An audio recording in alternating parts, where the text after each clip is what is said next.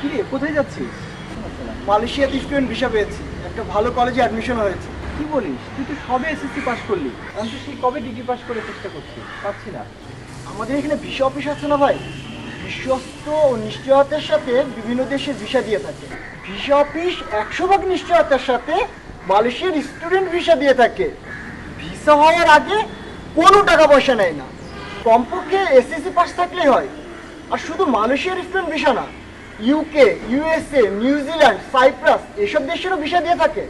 আর অন্যান্য ভিসা?